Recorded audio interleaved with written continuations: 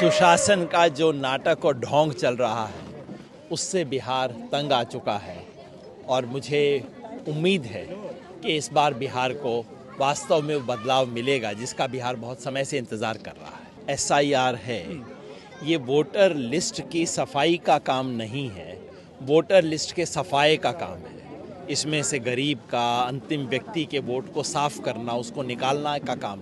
जब कुल मिला के 47 लाख वोट कट गए तो हम किस बात का खुशी मनाएं। इतना संतोष जरूर है कि जहां 1.5-2 करोड़ वोट काटने थे इन्होंने, उतने में हमने 47 लाख पे रोक लिया। और अगर ये सारे वोटर गड़बड़ थे, अगर देश के सारे वोटर लिस्ट में इतना बड़ा झूठ था, तो मोदी जी प्रधानमंत्री काहे को हैं कि आज भी बिहार में 2.5 लाख टीचर की पोस्ट खाली पड़ी है, 45% डॉक्टर की पोजीशन खाली पड़ी है और पैरामेडिक्स के तो खाली ही खाली है। बिहार की सरकार, उत्तर भारत हिंदी पट्टी की सारी सरकारें बहुत गरीब सरकारें हैं, उनके पास इतना पैसा नहीं। दोस्तों नमस्कार, मैं इसमें पटना में हूँ, दीघा विधानसभा क्षेत्र में, और यहाँ से दिव्या गौतम जो है प्रत्याशी हैं भाकपा माले की, उनके चुनाव प्रचार के लिए योगेंद्र यादव जी यहाँ आए हुए हैं, महागठबंधन के लिए भी प्रचार कर रहे हैं। तो आइए इन्हीं से बात करते हैं। तो योगेंद्र जी, अभी आप आए हैं, बातचीत शुरू करेंगे। जितना आप घूमे, जितना देखे, क्या देखा आपने, क्या स्थितियाँ हैं? बिहार बदलाव चाहता है। बिहार पिछले 20 साल से सुशासन का जो नाटक और ढोंग चल रहा है उससे बिहार तंग आ चुका है और मुझे उम्मीद है कि इस बार बिहार को वास्तव में बदलाव मिलेगा जिसका बिहार बहुत समय से इंतज़ार कर रहा है। चुनाव से पहले सबसे बड़ा मुद्दा वोट चोरी का आया, उसमें राहुल गांधी के नेतृत्व में वोट अधिकार यात्रा भी यहाँ निकली और उसमें सबसे बड़ा हस्तक्षेप आपने किया और सुप्रीम कोर्ट में मामला गया तो आप खुद कोर्ट में खड़ा होकर के उस पक्ष को रखा, अपने पक्ष को रखा, किस तरह से वोट चोरी हो रही है। इस पूरे प्रोसेस में कितना जो है आप कामयाब हुए और कितनी बात रह गई जो अभी भी आशंकाओं के घेरे में है? ये जो SIR है, ये वोटर लिस्ट की सफाई का काम नहीं है, वोटर लिस्ट के सफाई का काम है। इसमें से गरीब का, अंतिम व्यक्ति के वोट को साफ करना, उसको निकालना का काम था। तो मुझे तो लगता है कि हम अपने प्रयास में पूरे कामयाब नहीं हो पाए, क्योंकि जब कुल मिला के 47 लाख वोट कट गए तो हम किस बात का खुशी मनाएं। इतना संतोष जरूर है कि जहां 1.5-2 करोड़ वोट काटने थे इन्होंने, उतने में हमने 47 लाख पे रोक लिया इनको, लेकिन फिर भी नुकसान तो हुआ है। जिस बिहार में पूरे चुनाव के परिणाम का फैसला केवल 12,000 वोट से हो गया हो, वहाँ 47 लाख वोट का कटना कोई छोटी बात तो नहीं है और अब उन्होंने पूरे देश पे लागू कर दिया है। तो ये तो बहुत बड़ी चुनौती है। एक जमाने में लोकतंत्र का बुनियादी सिद्धांत ये है कि वोटर तय करता है कि सरकार कौन होगी। अब सरकार तय कर रही है कि वोटर कौन होगा। और अगर ये सारे वोटर गड़बड़ थे, अगर देश के सारे वोटर लिस्ट में इतना बड़ा झूठ था, तो मोदी जी प्रधानमंत्री काहे को हैं? उसी वोटर लिस्ट पे मोदी जी प्रधानमंत्री बने ना, वो कैसे बन गए? इसलिए मैं तो समझता हूँ लोकतंत्र पे बहुत बड़ा एक कुठाराघात है। इस देश का एक चीज़ थी जो अंतिम व्यक्ति को हासिल था, बाकी तो कुछ नहीं था। ये वोट देने का अधिकार अंतिम व्यक्ति को था और उस पर गर्व करता था वो। अब वो भी छीनने की तैयारी चल रही है। इसलिए जो भी इस देश में लोकतंत्र के समर्थक हैं, उन सबको इकट्ठा होकर इस लड़ाई को लड़ना पड़ेगा। कितना मुद्दा बनता हुआ दिख रहा है यहाँ चुनाव में ये मुद्दा जो है? देखिए, जिस हद तक ऑपोजिशन इसको मुद्दा बना सकती है, मुद्दा होने भर से बनता नहीं, मुद्दा बनाने से बनता है। तो जब वो यात्रा हो रही थी उस वक्त बना और उससे डर के बीजेपी ने और बाद में चुनाव आयोग ने भी ब्रेक लगाया, क्योंकि उन्हें लग रहा था कि ये मामला तो हाथ से निकलने वाला है। तो ब्रेक लगा और उसके बाद कुछ स्थानों पे मुद्दा बना है, हर स्थान पे नहीं बना है। और मैं समझता हूँ उसके लिए हम सब लोग भी जिम्मेवार हैं। मुद्दा, क्योंकि गांव स्तर पे हर एक को लगता है अच्छा उस एक घर का कट गया, अच्छा उस एक घर का कट गया, ये वो। तो इसका जो कुल मिला के जो असर है वो एक साधारण व्यक्ति को दिखाई नहीं देता है। वो हम लोगों की जिम्मेवारी है उसे पहुंचाना। और यूँ भी इस समय चुनाव के दौर में सबसे बड़ी चिंता तो सब लोगों को ये होती है, भैया किसका वोट किसको मिलेगा।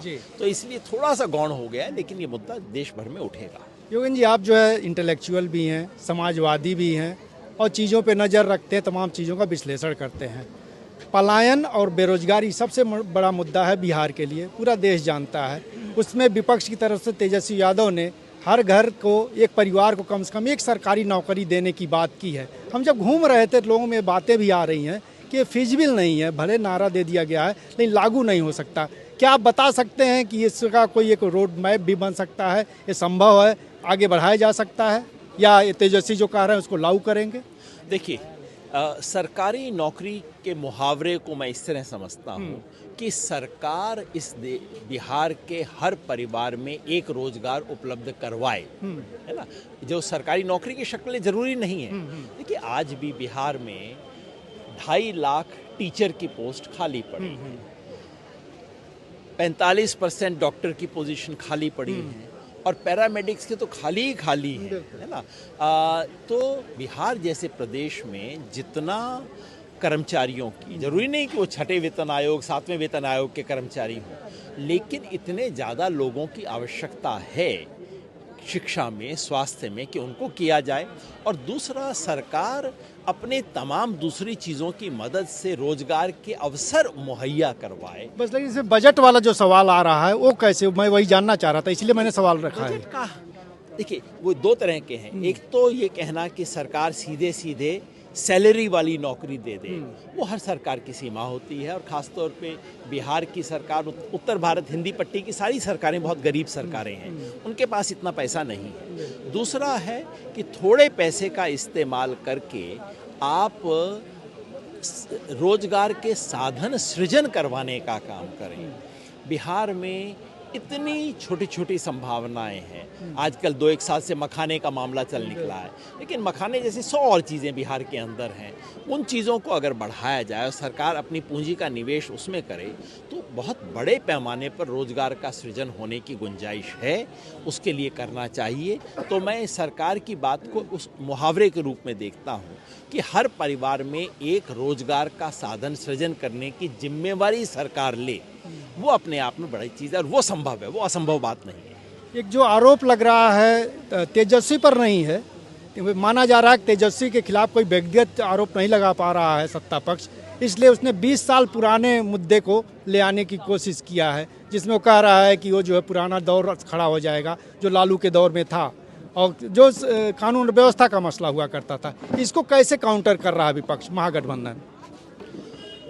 सच बात ये है कि उन कहानियों का आज की स्थिति से कोई संबंध नहीं है। लेकिन बीजेपी को उत्तर प्रदेश में भी और बिहार में भी बीजेपी का एक स्पेशलाइजेशन है, और चूंकि मीडिया पे उनका इतना दबाव है, तो इसलिए पुरानी कहानियों को ताज़ा बना के चलाना। हकीकत ये है कि पिछले कुछ समय से बिहार की, नीतीश कुमार जी की सरकार के तहत बिहार की जो कहानियां मैं सुनता हूँ, वो कहानियां तो कोई जंगल राज जैसा मुहावरा मुझे पसंद नहीं है। पता नहीं क्यों, जानवर बड़े ठीक ठाक लोग होते हैं, ठीक ठाक तरीके से रहते हैं, लेकिन अगर वो जंगल राज था तो आज नीतीश कुमार जो चला रहे हैं वो भी तो जंगल राज ही है।